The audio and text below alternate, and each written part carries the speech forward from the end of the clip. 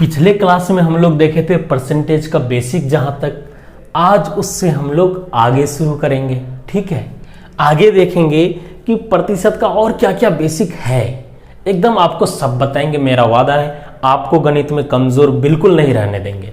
ठीक है, बस आप वीडियो देखते रहिए, आपको गणित में टीचर बनाएंगे, टीचर। 24/60 का कितना प्रतिशत, ये आप बनाओ। दूसरा क्वेश्चन है कि 41/48 7/8 का कितना प्रतिशत।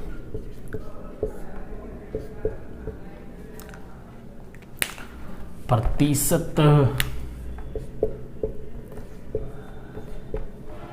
अब देखो हमको दिया 21/48 7/8 का कितना प्रतिशत, तो कुछ नहीं करना है भाई, जिसका कह रहा है वो नीचे चला जाएगा। जैसे हम देखे थे, जैसे ये देखो 24/60 का कितना प्रतिशत, तो इसमें क्या करेंगे 24/60 गुना 100, है ना। जिस पे का लिखा होगा उसको नीचे लिख देना, मतलब जिससे कंपैरिजन होगा ना। 24 का कंपैरिजन किससे हो रहा है, 60 से हो रहा है, तो उसको नीचे लिख देंगे। तो 20 × 60 20 × 5 100 3 × 8 24 8 × 5 40%। ये पहले का उत्तर हो गया। दूसरा का उत्तर जिसका ये नीचे ये रहेगा ऊपर, तो 21/48 7/8 क्या किए, जिसका और गुना 100 से करते थे तो गुना 100 कर दो। अब देखो 21/48 है, नीचे 7/8 है तो इसको 8/7 लिखेंगे, और गुना 100 है तो 100 लिख दिए। 7 × 21 8 × 6 = 48 3 दूना 6, ऊपर 1 नीचे 2 गुना 100 1/2 गुना 100 2 50%। मतलब 21/48 7/8 का 50% है। ठीक है, कितना आसान है कि नहीं है, बहुत आसान है। आपको एग्जामिनर कहेगा बहुत बेसिक पढ़ के आया है तुम, चलो एक क्वेश्चन पूछते हैं बताओ, तो आपको कहना पूछो, हमको मालूम है पूरा बेसिक पढ़े हुए हैं। तो बढ़िया है, तो ई निकाल के दिखाओ। तो आप बोलेगा अरे क्वेश्चन तो बताओ। क्वेश्चन है किस संख्या का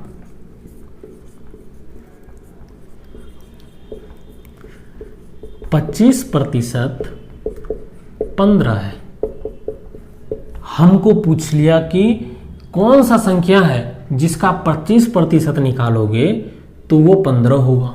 हमको संख्या पता नहीं है, मान लेते हैं ये संख्या है x का 25% 25/100, हमको कह रहा है 15 होगा। 15 मतलब x का 25% 15 होगा। हमको x का मान पता नहीं है, वही तो पूछ रहा है किस संख्या। 25 से कम 25 25 चौका 100 4 जाएगा इधर, तो हो जाएगा गुना 15 चौका 60 x बराबर 60। मतलब वह संख्या 60 है जिसका 25% आप निकालोगे तो 15 निकलेगा। देखते हैं क्या सही बात है। 60 का 25% 15 होता है। 20 × 60 20 × 5 100 5 × 25 5 × 15 आ गया। ठीक है, ऐसा क्वेश्चन भी पूछ सकता है। ठीक है, एक क्वेश्चन और लिखिए, आप बनाइए। ये क्वेश्चन आपके लिए है। किस संख्या का 20% 40 है, निकाल के आंसर बताइए। ठीक है, चलिए अब आगे देखते हैं। अब हम लोग देखेंगे प्रतिशत में वृद्धि कैसे निकाले, प्रतिशत में कमी कैसे निकाले। अगर हमको सवाल वाला कहा कि प्रतिशत में इतना वृद्धि तो उसको कैसे लिखेंगे, प्रतिशत में इतना कमी तो उसको कैसे लिखेंगे। ठीक है, एकदम बने रहिए, आपको बनाएंगे मैथ्स में हीरो। चलिए, अगर आपको कहे कि किसी संख्या में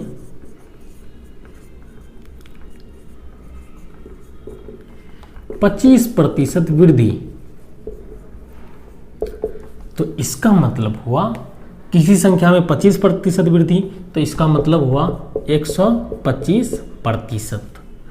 जितना वृद्धि कहेगा उसमें 100 जोड़ के लिखेंगे। उसी तरह कहेगा अगर 13% वृद्धि,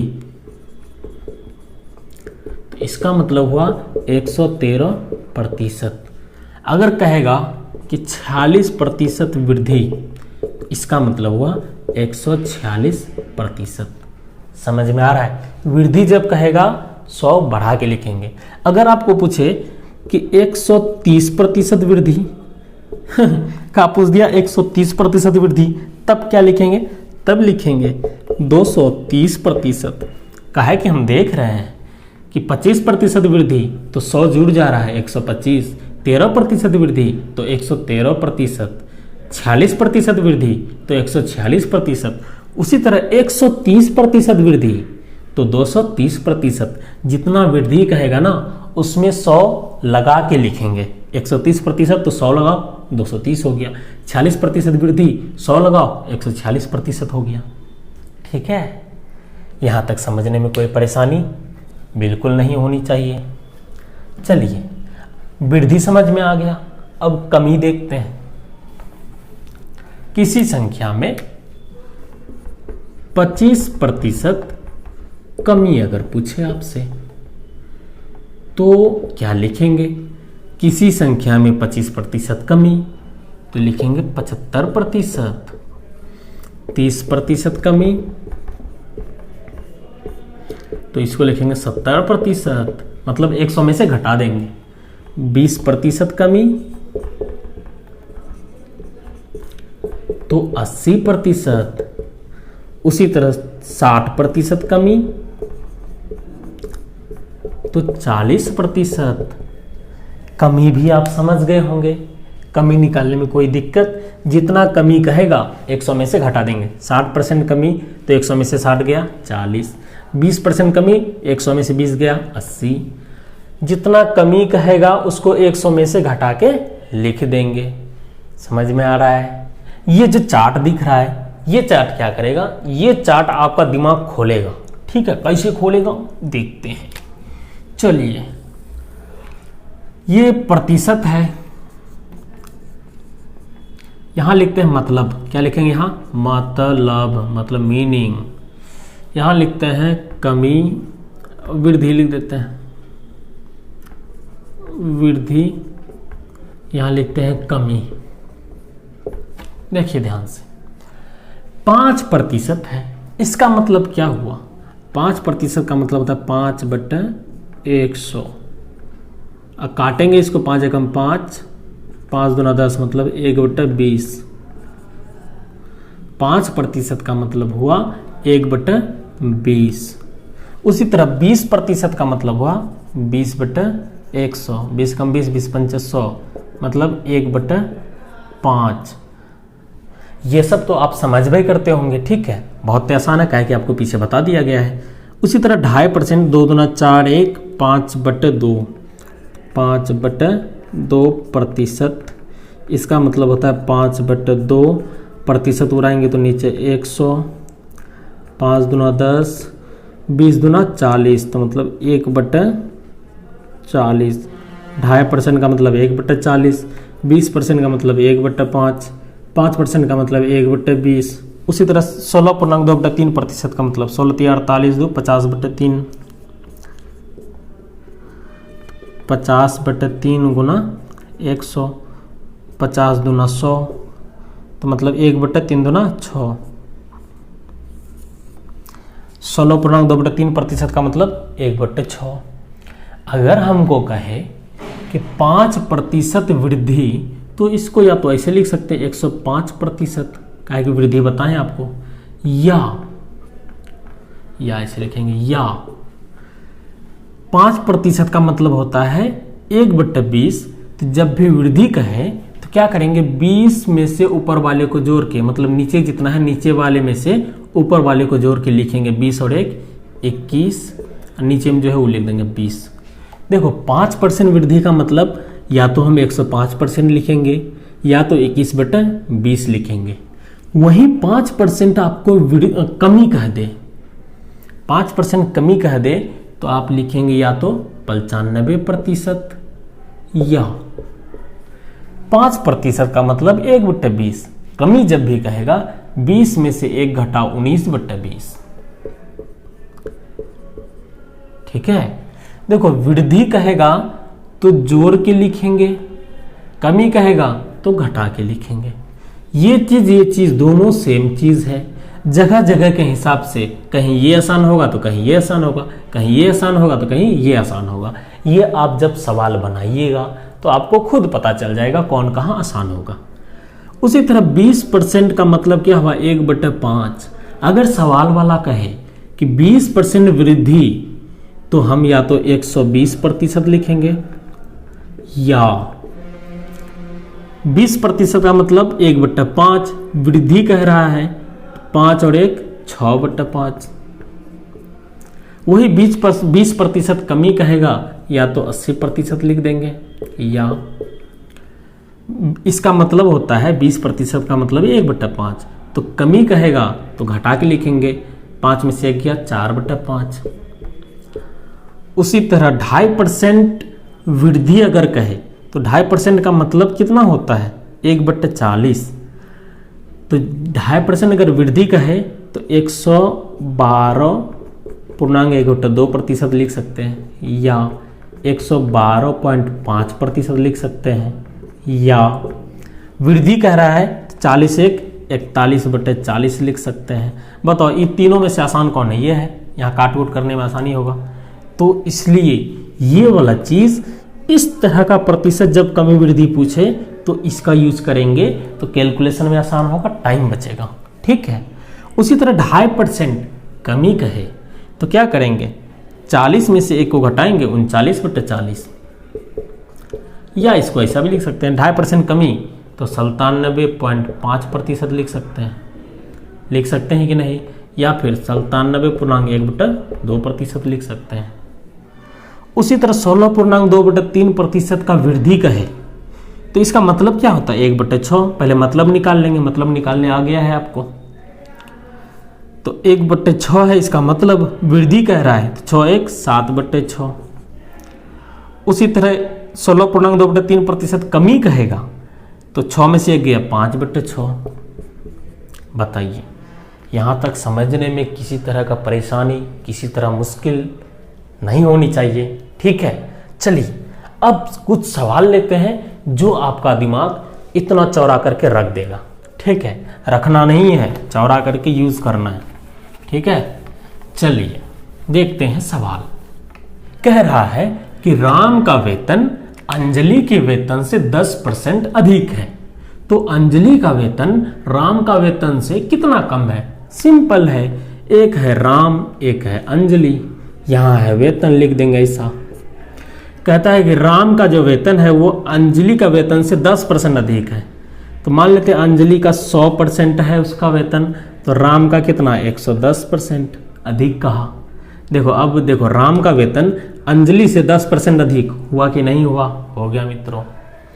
कहता तो अंजलि का वेतन राम का वेतन से कितना कम है, तो बताओ अंजलि का वेतन राम से कितना कम है, 10 कम है कि नहीं है, बताओ। हमको प्रतिशत पूछेगा कि कितना प्रतिशत कम है, तो कंपेयर किससे हो रहा है, अंजलि का वेतन का कंपेयर हो रहा है राम से। है कह रहा है ना कि अंजलि का वेतन राम से कितना कम है, जिससे कंपेयर करेगा उसको नीचे बटे 110। अब प्रतिशत पूछ रहा है तो गुना 100, जब भी प्रतिशत पूछेगा गुना 100। आपको बता दिए हैं कि प्रतिशत में कैसे बदला जाता है 100 से गुना करके। तो चलो 1 0 1 0 खत्म, बचा कितना 100/11, 11 9 99, मतलब 9.1/11%। मतलब अंजलि का वेतन राम का वेतन से 9.1/11% कम है। ठीक है, चलिए दूसरा सवाल लेते हैं।